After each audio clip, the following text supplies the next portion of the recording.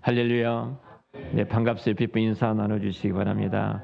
네, 반갑습니다. 네, 감사합니다. 음, 웹 대표를 하셨던 우리 유병국 선교사님이 저희 교회 오셔서도 말씀을 전하신 적이 계십니다. 선교사님 사모님께서 있었던 일화인데요. 이런 내용입니다. 그 이제 선교지로 아프리카 선교지로 떠나시려고 하는데 예전에는 굉장히 어려운 선교 현장이었잖아요. 근데 이 아이를 데리고 그곳에 갈 수가 없어서 이제 친정에다가 아이를 놔두고 이제 선교사님 부부가 떠나기 위해서 이제 준비를 하고 계셨습니다. 그리고 이제 그 사모님께서 박보희 사모님인데 사모님께서 아이를 데리고 친정으로 가는 중에 이 차 안에서 아이가 너무 심하게 우는 겁니다. 그러니까 모든 차를 타고 함께 가는 사람들이 민폐가 될 정도로 울음을 그치지 않고 울기 때문에 어쩔 수 없이 내릴 수밖에 없었습니다. 그런데 나중에 알고 보니까 그 차가 이제 전복이 돼가지고 큰 사고를 당했습니다. 선교사님이 이제 느끼신 것이 있죠. 우리 생명을 주관하신 분이 하나님인데 이 아이를 떼어놓고 선교지에 가려고 했는데 이 아이를 데리고 가야 되겠다 하고 데리고 가셨어요. 선교사님 느끼든 느끼지 못하든 간에 하나님은 알고 계셨습니다. 이 차가 어떻게 될 것인지, 그리고 그곳으로부터서 이 가정, 이 아이가 지독하게 울게 되어지고, 그리고 이제 차에서 내리는 생명을 보존하게 되는 그 은혜된 이야기를 들었습니다. 선교사님 책에도 나온 이야기입니다. 오늘 본문이 비슷합니다. 사실 오늘 본문 내용은 계속해서 제가 말씀을 드리고 있기 때문에 소돔 고모라 성의 심판인데요. 단순한 역사 이야기가 아닙니다. 인간의 어떤 결단보다도 하나님의 주권적인, 하나님이 전능하신 하나님의 그 능력과 권능이 먼저 드러나는 장면이 오늘 본문의 내용이거든요. 그와 마찬가지로 또 한편에 있어서는 우리 인간이 얼마나 연약한지, 얼마나 우리 인간이 무감각한 어리석은 존재인지를 적나라하게 드러내준 본문이기도 합니다. 오늘 우리가 이 말씀을 드리면서 내 이야기는 아니겠지, 설마 나와는 전혀 상관이 없는 이야기야, 그렇게 들으실지 모릅니다만, 그리고 우리는 이 말씀을 또 가볍게 여길지 모릅니다만, 오늘 본문에 등장한 롯과 롯의 사이와 롯의 아내의 이야기는 내 삶, 나의 모습을 그대로 투영해 준 모습이기도 합니다. 오늘 성경 12절과 13절 말씀 보면은 이미 심판은 결정이 되어졌습니다. 성경은 이렇게 말합니다. 12절에 보면은 자, 이끌어내라. 이 성이 곧 멸망할 터인데 이 성에서 이끌어내라 내 가족들을.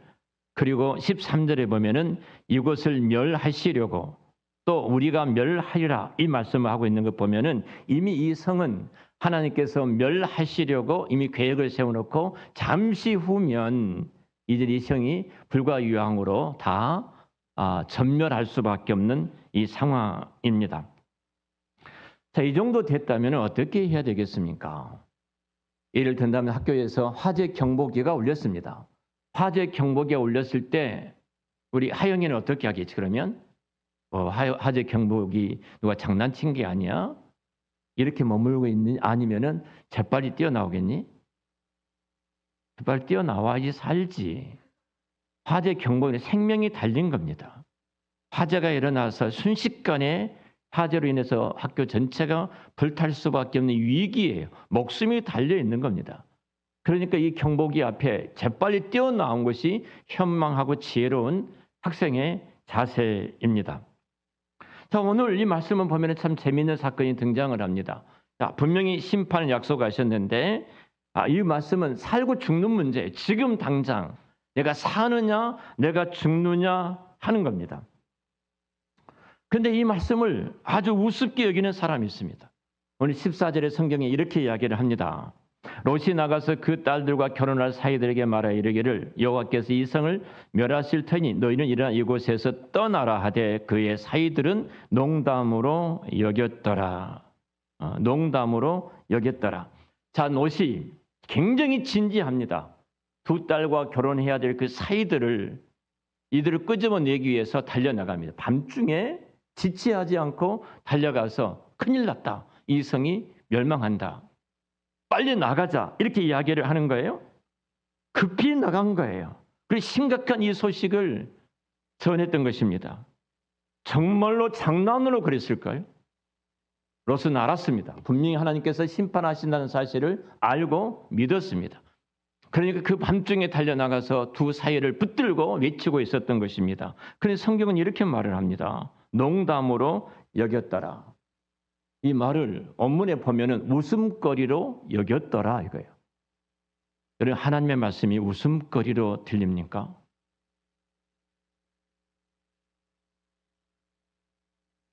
하나님의 말씀이 가볍게 여겼습니다. 이것은 모든 인간의 전적인 타락한 인간의 모습이기도 합니다. 하나님의 말씀을 두려워하지를 않습니다. 그런데 놀라운 것은 은혜를 입은 하나님의 백성과 교회들도 하나님의 말씀을 너무나 가볍게 여기고 있습니다. 왜 인간이 하나님의 말씀을 이렇게 농담으로 여길까요? 이렇게 가볍게 여길까요? 자, 반복되는 하나님의 말씀을 우리가 듣다 보니까 경고한 그 말씀일지라도 뭐 전에도 그 말씀이 있었는데 내게 아무런 일도 일어나지를 않았어. 또 그 말씀이네 회개를 외쳐도 순종을 외쳐도 그 말씀 앞에 우리가 무릎을 꿇으라고 말씀을 해도 또 예전에도 그랬는데 소돔은 여전히 번성하고 있고 아무 일도 일어나지 않았어. 우리 잘 살고 있잖아. 아무 일도 일어나지 않고 징조도 없는데 어제도 우리가 똑같은 일상이었고 오늘도 일상이고 내일도 똑같은 일이 벌어질 거야. 아무 일도 일어나지를 않았는데 여러분, 인간은요. 하나님의 말씀보다도 훨씬 더 타락한 인간은 자기 경험을 우선시합니다. 그리고 우리는 말을 합니다. 시대에 맞지 않고 상황에 맞지 않고 현실에 맞지 않는 하나님의 말씀이야. 뭐 지금까지 괜찮았는데 지금까지 아무렇지도 않았는데 앞으로도 괜찮을 거고 앞으로도 아무리 일이 일어나지 않을 거야. 여러분, 결국 이 농담으로 아주 하나님 말씀을 우습게 여겼던 결과가 무엇입니까? 롯의 두 사이는 소돔성이 멸망하는 그 순간에 함께 더불어서 무서운 심판 앞에 비참한 최후를 맞이하게 됩니다. 여러분, 지옥을 믿으신가요? 내가 지옥에 있다는 사실을 믿는다면 이렇게 살 수가 있겠습니까? 우린 지옥이 없다고 이미 학습했는지도 모릅니다. 지금 이들은요, 그 경고를 거부했기 때문이 아니에요. 경고를 진지하게 여기지를 않았던 거예요. 하나님의 심판은 그들이 웃고 있는 동안에 그곳에 이미 있던 것을 보게 되어집니다. 여러분, 이 말씀은 소돔 사람들만을 향한 말씀일까요? 오늘도 하나님의 말씀이 선포되어집니다. 회개하는 말씀이 들릴 수도 있습니다. 정말로 지금은 깨어 있어야 된다는 말씀을 들을 수도 있습니다. 정말로 개인적인 종말이든 우주적인 종말이든 그 종말이 내 눈앞에 다가왔다는 말씀을 들을 수도 있습니다. 우리는 어떻게 반응하죠? 너무 극단적인 이야기잖아. 시대에 맞지 않잖아. 현실에 맞지 않잖아. 이렇게 마음속으로 웃어 넘기고 있지는 않습니까? 우리 교회가 집중한 것이 있습니다. 가정 예배를 드립시다. 가정 예배지를 많이도 만들어 놓지 않고요. 15장을 만들어 놨습니다. 가지고 간 것이 5장밖에 가지고 가지를 않았습니다. 10장이 남아 있더라고요. 가정 예배를 왜 안 드리시죠? 가정 예배는 내가 살고 남편이 살고 아내가 살고 자녀가 살고 부모가 살고 그 가정에 하나님의 주님이 왕으로서 임재하는 가장 영광스러운 이 땅에 누릴 수 없는 복을 받는 시간이 가정 예배 시간이다. 우리가 왜 기도하지 않죠?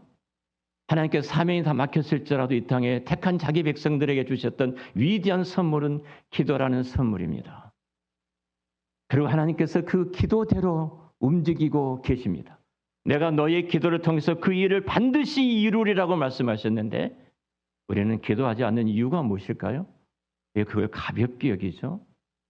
농담으로 여기시죠? 우리 감사 쓰기를 하고 있습니다. 유일하게 지금까지 써 내려오신 분이 저하고 성도 가운데 한 분이 계십니다. 매일 저는 5구절씩 지금까지 빠지지 않고 썼습니다. 자랑이 아닙니다. 제게 주신 은혜가 너무 크기 때문에 이것을 놓을 수가 없습니다. 감사는 과거입니다. 과거 일들을 이루신 일들을 하나님 앞에 기억하면서 그것을 써 올려드리는 것이 감사입니다. 우리가 감사하지 않죠? 내 영혼이 얼마나 피폐해가고 있는지를 아십니까? 우리가 매일 성경을 3장씩 읽자고 했습니다. 그래서 성경을 읽습니다. 너무 제 마음에 조급함이 있어서 제가 묵상하고 보편적으로 저녁 1시에 2시 정도까지 말씀을 묵상하고 정리를 합니다. 새벽에 일어나서 그 말씀 붙들고 기도하고 여러분에게 올려드립니다. 왜 우리가 말씀을 가까이 하지 않죠? 왜 가볍게 여기죠? 정말로 하나님이 살아계셔서 이 말씀을 가지고 내게 찾아오셔서 오늘도 내게 말씀하신다는 그 하나님이 살아계신 전능하신 하나님을 내가 믿는다면 어떻게 우리가 우리 마음속으로 이것을 가볍게 여기고 웃으면서 농담으로 여길 수가 있을까요?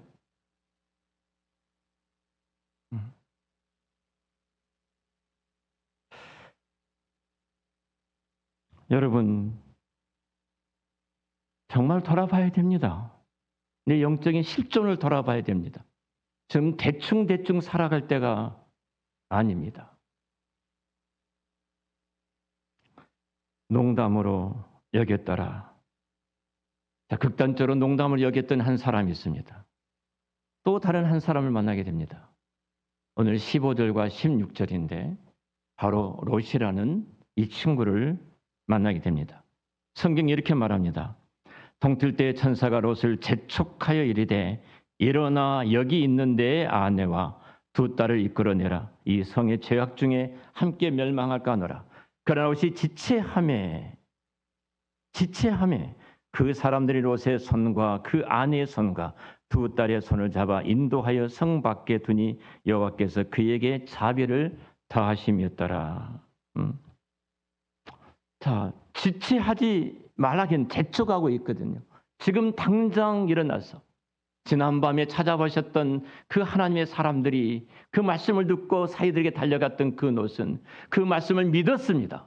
그 말씀이 이루어질 것을 믿었고 하나님의 말씀을 확신했습니다. 그래서 사이들한테 달려가서 그 말을 했어요. 그 동틀 무렵에 그 천사가 이제 이야기를 구체적으로 합니다. 재촉을 하는 거예요. 일어나 여기서 빨리 나아가라. 이제 성경 뒤에 나오는 단어가 지체했다고 말합니다. 지체했다. 여러분, 상황을 몰라서가 아닙니다. 상황을 알고 있습니다. 불로 조금 후에 심판한다는 상황을 알고 있었고 믿음도 가졌습니다. 그런데 지체하고 있습니다. 이것이 타락한 모든 인간의 실존이에요. 모습이에요. 우리는 하나님의 말씀을 믿습니다. 그 말씀대로 하면 하고 순종할 때 그 말씀대로 이루어진 것을 분명히 확신하고 있습니다. 그런데 우리는 늘 지체합니다. 지체해요. 우리가 말씀을 듣고 고개를 끄덕이기도 합니다. 맞습니다. 그렇습니다. 그랬어요. 맞아요. 맞는 말씀입니다. 그런데 마치 우리는 롯이 뒷걸음질 치는 것처럼 뒷걸음질 치고 있지는 않는지 모르겠습니다. 롯이 뒷걸음을 친 이유는 여러 가지 있었을 것입니다. 재산이 때문에 그럴 수도 있을 것이고요. 그가 이곳에서 정말로 안정된 삶이었는데, 그리고 이미 익숙해진 이 세상, 그리고 이것을 붙들고 꾸물거리고 있었던 모습을 보게 됩니다. 우리 또 하나님의 말씀을 들을 때 고개를 끄덕입니다. 그래, 회개하라는 그 말씀을 들을 때 회개해야 되지. 그런데 시간이 조금 더 지나면, 결단이 필요할 때 그 결단하지 못하고 상황이 좀 나아지면 내가 그때 그 일을 하리라. 이런 일들이 우리를 하여금 지체하게 만들지 않습니까? 여러분, 분명한 것은 이렇습니다. 이 말씀을 듣는 사람은요, 이미 하나님이 붙잡은 그 손길이 임하고 있는 것을 보게 되어집니다. 롯이 그의 의지로, 그의 능력으로 뛰쳐나온 것은 결코 아니죠. 내 결단으로 나온 것은 아닙니다. 지체했던 이들을 하나님께서 붙잡으셨습니다. 저들의 손을 붙잡고 끄집어내신 하나님의 손길을 보게 됩니다. 자, 이 말씀을 보면은 내가 이 자리에 있는 것이 내 신앙의 능력과 내 믿음의 실력을 가지고 이 자리에 있는 것이 아니라 하나님께서 롯을 붙잡아 주셨던 것처럼 그 붙드신 손길이 있기 때문에 저와 여러분들이 이 예배 자리에 있는 줄로 믿습니다. 이게 하나님의 은혜예요. 우리는 아무런 공로가 없는 거예요. 그래서 사도 바울이 고백했던 것은, 내가 나된 것은 하나님의 은혜라고 고백할 수밖에 없는 거예요. 내 안에서 나온 것은 끊임없는 죄악의 쓴뿌리들이었는데 그 쓴뿌리들을 거두어 주시고 억제해 주시고 나오지 못하도록 막아주시고 내 안에 거룩한 선이 나올 수 있도록 해주신 그 하나님의 은혜가 있기에 내가 이 자리에 있다고 사도 바울이 고백했던 것처럼, 그가 신앙과 믿음이 성숙되면 성숙되어질수록 그의 고백이 달라지잖아요. 나는 죄인입니다. 조금 더 지나니까, 믿음이 자라니까 나는 죄인 중에 죄인입니다. 그의 인생의 마지막 끝자락에서 하나님 앞에 고백한 것은 나는 죄인 중에 괴수였습니다. 그러나 내가 여기까지 달려왔었던 것은 하나님 그분의 은혜였습니다. 하나님이 붙잡아 주셨던 그 은혜가 있기에 내가 이 자리에 있는 것이지, 내가 뭐가 잘났다고. 내가 기도할 수 있는 것도 하나님의 은혜가 부어졌기 때문에 기도하는 자리에 끄집어내신 거예요. 내가 기도하지 않고 발버둥 치는 나를 끄집어내서 그 자리에 올리셔서 기도하게 만드시지 않습니까? 하나님께서 롯과 롯의 가정을 붙드셔서 끄집어내셨던 그 은혜가 있어서 그들이 구원을 받았던 것처럼 하나님의 그 은혜가 있었기에 저와 여러분들이 이 자리에 있는 줄로 믿습니다. 그 아주 중요한 단어를 성경은 이렇게 말합니다. 16절 하반절에 여호와께서 그에게 자비를 더하사, 이 단어입니다. 가장 중요한 이 본문의 단어이기도 합니다. 하나님의 자비를 더해 주셨기에 오늘 우리가 예배 자리에 있는 것이고, 목사는 이 시간에 지금도 이 모습으로 설교하고 있는 것이고, 여러분들이 하나님 앞에 예배를 드리고 우리의 소원들을 아뢰는 이 영광스러운 자리에 있는 모든 은혜들은 하나님이 나를 그 자비로 끄집어내셔서 이곳에 있기에 우리가 있는 줄로 믿습니다. 그러니까 내 의지로, 내 노력으로, 내 힘으로 시작되어진 것은 아닙니다. 하나님의 은혜가 인간의 의지를 깨우고 움직이고 이끌어 주셨기 때문에 저와 여러분이 이 자리에 있어요. 그래서 우리는 신학적으로 불가항력적인 은혜다, 이렇게 말합니다. 이 말은, 불가항력적인 은혜란 말은 인간을 억지로 끌고 간다는 말이 아니에요. 하나님께서 은혜를 부어주셔서 방향을 바꿔주시고, 하나님께서 은혜를 부어주셔서 보지 못한 나로 하여금 보게 해주셨고, 하나님의 은혜를 베풀어 주셔서 나로 하여금 그 자리까지 걸어가게 해주셨던 은혜가 있었기에 우리가 그 자리에 있는 것입니다. 우리는 종종 이런 생각합니다.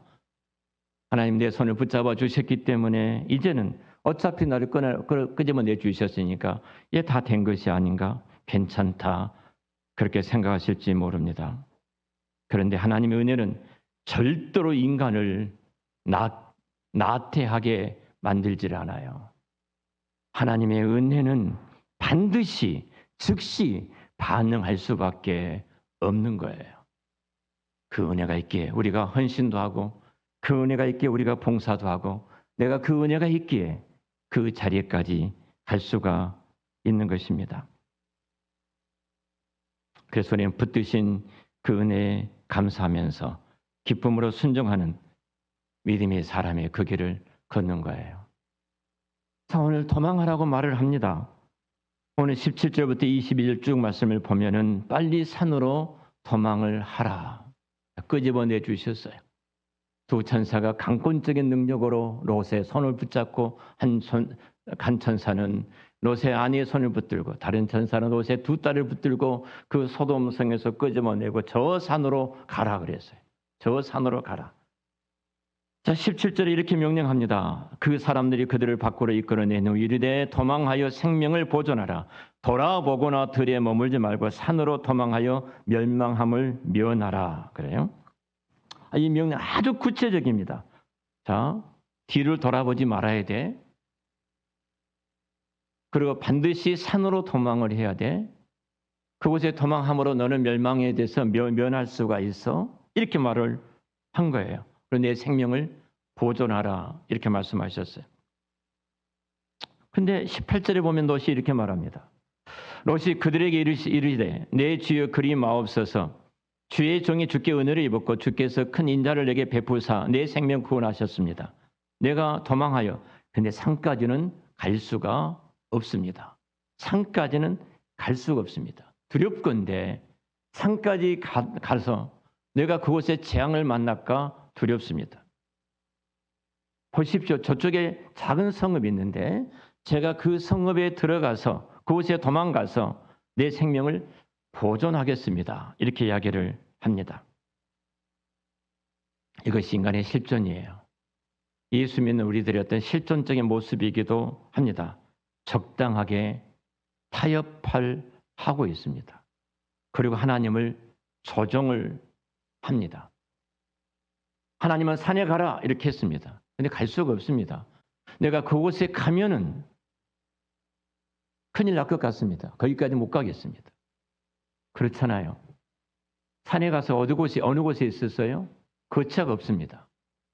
당장 살 수 있는 환경이 전혀 아니에요. 그래서 저들이 어떤 곳에 굴 속에 있었다고 해요. 굴 속에. 그 가정이 굴 속에 들어가서 살 수밖에 없는 환경입니다. 전혀 문화적인 혜택을 뿐만 아니라 인간이 생존할 수 없는 곳이 지금 산이에요. 그런데 작은 성, 소알이라고 하는데 이 성읍에는 살 수 있는 모든 환경이 되어진 거예요. 내가 그곳에 가서 거하겠습니다. 그런데 성경이 이렇게 말합니다. 자, 내 형편 때문에 지금까지 가지 못하고 이렇게 하는데 하나님 좀 조종을 하십시다. 나오긴 나와서 했는데 하나님이 그것을 허락하셨다는 겁니다. 허락하셨어요. 여러분 이것을 또 자비라고 말을 합니다. 자비로우시니까. 내가 이 자리에 지금 있는 것은요. 그분의 자비입니다. 그분의 자비예요. 만약 그 하나님의 자비가 없다면 우리는 하루에도 수백 번, 수천 번 하나님의 진노 속에서 비참해질 수밖에 없는 우리들의 모습 아닙니까? 내 내면을 돌아볼지라도 내가 바라본 것을 볼지라도 내가 생각하고 내가 행동하는 모든 것을 볼지라도 우리의 모습들은 어떻습니까? 죄일은 지키겠습니다.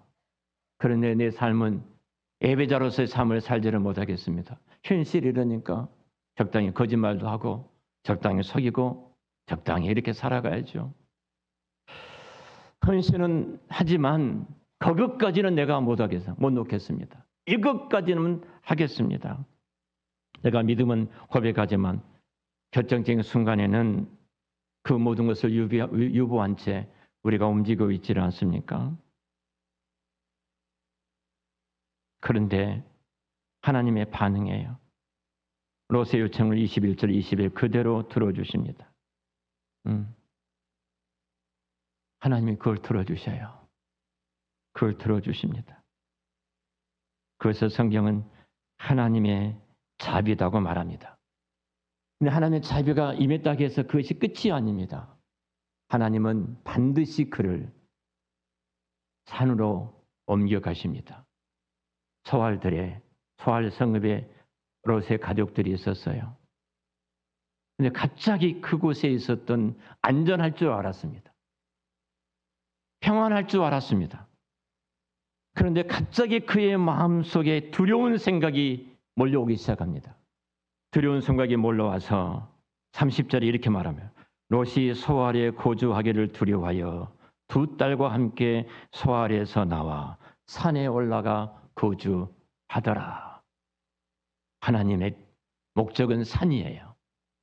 내가 소알들에 머물렀다고 해서 안전한 처소가 아니라 하나님께서 갑자기 두려운 마음을 그들의 마음속에 부어주시니까 가장 안전한 처소인 줄 알았는데 마음을 부어주시니까 그들이 일어나서 다시 산으로 올라가게 하신 하나님의 이기심입니다. 하나님 우리를 향한 거룩한 목적을 갖고 계십니다. 이것이 전부라고 내가 붙잡고 있는데 어느 날 하나님은 그것 때문에 두려운 마음을 내 마음속에 부어주십니다. 그리고 그곳까지 올라가게 하시는 하나님의 자비와 그 은혜와 사랑을 우리가 만나게 되어집니다. 말씀을 마치겠습니다. 오늘 하나님 말씀하십니다. 도망하라. 그리고 생명을 보존하라. 이 말씀 앞에 롯처럼 우리도 계산하고 두려워하고 제한된 순종으로 하나님의 말씀을 거부할 때도 있습니다. 그런데 하나님은 그 자비가 우리의 손을 붙잡고 끄집어내서 우리가 믿음의 자리에, 신앙의 자리에, 하나님을 예배하는 자리에 저와 여러분들이 있게 된 줄로 믿습니다. 사랑하는 우리 한사랑 가족 여러분, 이 말씀 앞에 더 이상 미룰 수 없는 질문이 있습니다.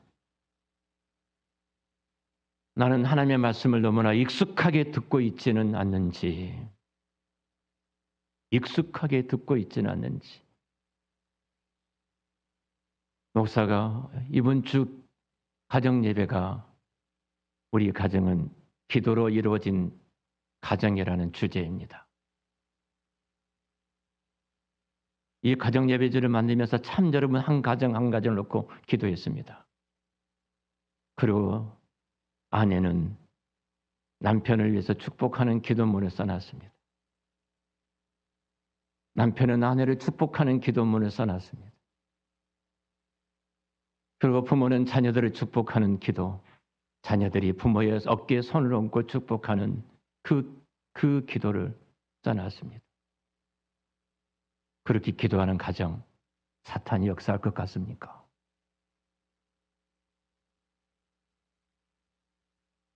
가정 예배가 사는 길입니다. 다음 세대를 세우고 다음 세대를 잇는다고 아무리 말을 해도 교회가 무엇을 해주어야지 우리 가정은 전혀 하나님과 상관이 없는데 내 가정에서 내 집에서 우리 자식들이 엄마 뒤를 보고 아빠 뒤를 보고 그 길을 보고 그 길을 걸어가고 있는데 어떻게 다음 세대를 세우고 이을 수가 있죠? 가정 예배를 드리셔요. 제발 좀 농담으로 여기지 마세요.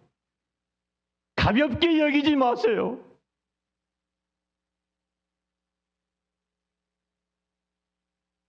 하나님께서 우리 한사람교회 다음 세대를 세우기 위해서 우리가 어떻든 간에 가정 예배를 함께 드리자고 그렇게 외치고 있는데 가볍게 여기지 마세요. 롯의 수사이의 모습을 보면서 우리는 반면교사를 삼아야 되지 않습니까? 나는 그 길을 절대 가지 아니하리라. 우리 가정은 그 길을 가지 아니하리라.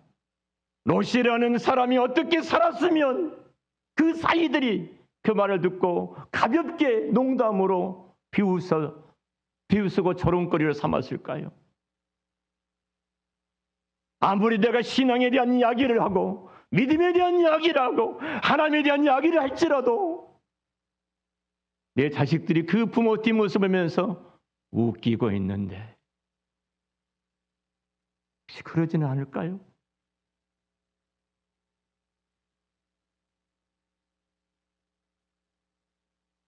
여러분, 하나님의 경고를 하나님의 그 경고로 듣지 않고 내가 정보로 혹시 듣고 있지는 않습니까? 하나님은 분명히 일어나 떠나라고 말씀하시는데 여전히 계산하면서 그 자리에 계시지는 않습니까?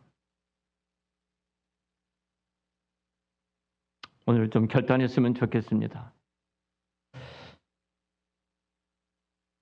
말씀을 우리가 가볍게 여기지 말고 지체하지 말고 은혜의 길로 우리가 달려가야 되지 않겠습니까?